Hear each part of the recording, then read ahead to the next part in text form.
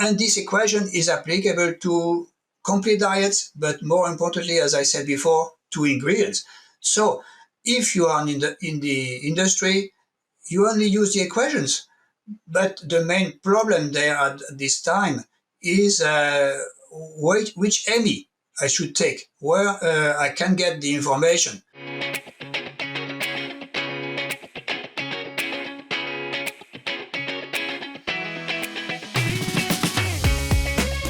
Hello and welcome to another episode of Noblet. Welcome to the program. Very pleased to be here again. So, we talked about these and all.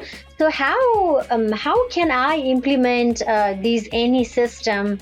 Let's say if I'm a feed company. So if I'm a feed company, and do I need to measure the net energy of the ingredients? Yeah, I think that's a very good point.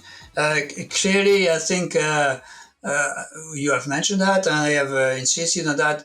Measuring net energy is time-consuming. It requires a lot of technicity. The response is quite low. It's quite slow.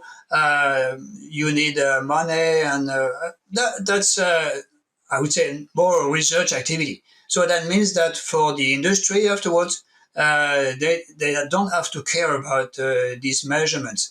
And the easy way of tackling the problem is to use the equations. Simply, the equations are able to relate the net energy to the ME value of the feed. There is an equation, NE as a function of ME content plus or minus some chemical indicators. So very simply, and this equation is applicable to complete diets, but more importantly, as I said before, to ingredients. So if you are in the industry, you only use the equations. But the main problem there at this time is which EMI I should take, where I can get the information. So there are plenty of information about EMI, and especially AMEN values. As I said, there are feeding tables. You can use equations. There are different equations that have been produced for predicting the ME value of a family of ingredients or one ingredient according to its chemical characteristics. You have also very fast methods with the infrared approach for predicting the ME value. Different companies are proposing systems for evaluating the ME. So what is important is to be able to get the right ME. And especially the right AMEN. So the approach then is to start from AMEN and calculate AMES in order to have any value that is representative of the practical situation. And then you put this AMES value in your net energy prediction equations. And then you have the net energy value. So afterwards, you can tell me which feeding table should I take? Should I take the NRC? There are very old ones. So should I take the most recent ones? Should I take the Spanish ones or the French ones or the Dutch ones anyway? So that's not my purpose. I mean, that's not my point. I think what is very, very important is to be sure, or as sure as possible, on the MEN value. That's the point which is the most important. And you must be aware that MEN value is not one single value for one ingredient. It varies with the ingredient. It varies with the stage of production. It's not the same exactly in a layer and a broiler. There are different factors. It is not the same if it's as mash or as pellets or as extruded. So there are different factors which may affect the MEN value. But at the end, net energy is not anymore a problem, I think. And I may propose the equations we proposed in our 2024 paper. I don't want to say that that's the absolute truth, clearly. But that's a very good indication of the net energy. And these equations have been obtained in different parts of the world.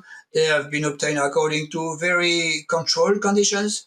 And so I feel rather confident. And I must say that I cannot tell you in details today, but there is a fairly good agreement between our data and the Brazilian data. Because in the Brazilian data in the group of Nilva Sakamura, they also produce a lot of good measurements, and both sets of data fit very much.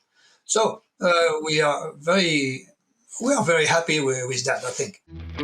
Feed formulation software is stuck in the past. Most tools haven't evolved beyond basic least cost optimization. A Diet Forge changes that. It's an AI-powered platform with nonlinear ingredient modeling for enzymes and additives, cost per gain and maximum profit optimization, and real-time collaboration like Google Docs for nutrition. Every recommendation is grounded in world-class research, built for modern nutritionists who need more than legacy desktop software can deliver.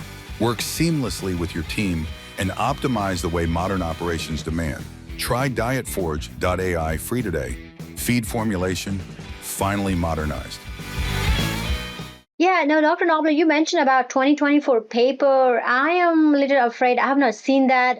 Is it possible to share that literature when we finish and we publish this recording? Maybe then all of the people can even click that link and open the paper. That'd be great. Yeah, that's a good idea. I think I produced different papers over the last years. Even I am a retired person, but the most important is the 2024 paper in animal nutrition.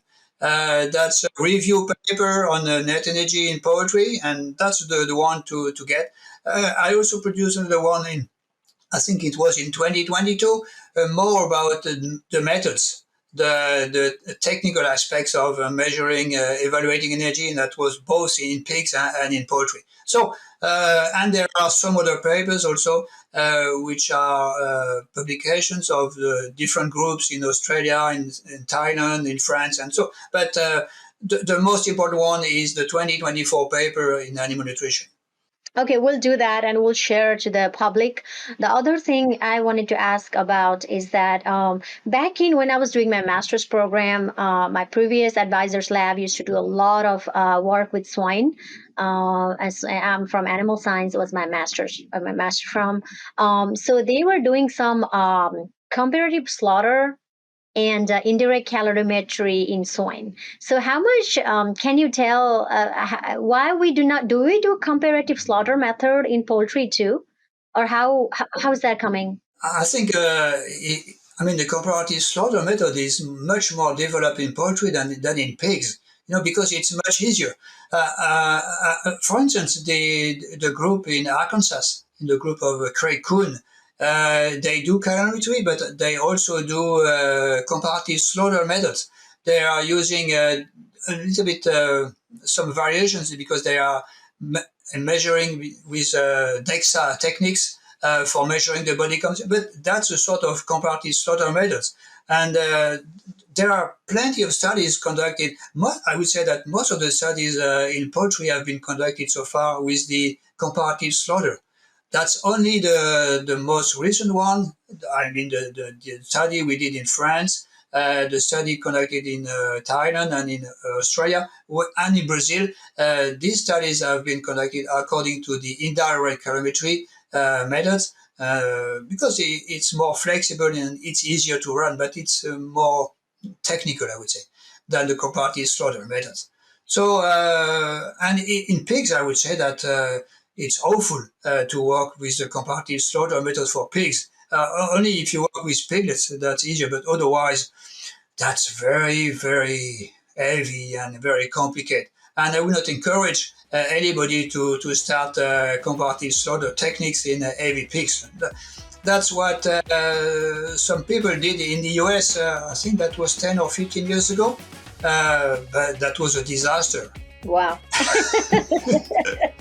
Yeah, absolutely. That's very complicated. Yeah, thank you. Absolutely. Thank you all for who are listening or watching us. I'm your host, Dr. Pratima Adhikari from Mississippi State University. Thank you again for coming and see you later. Thank you.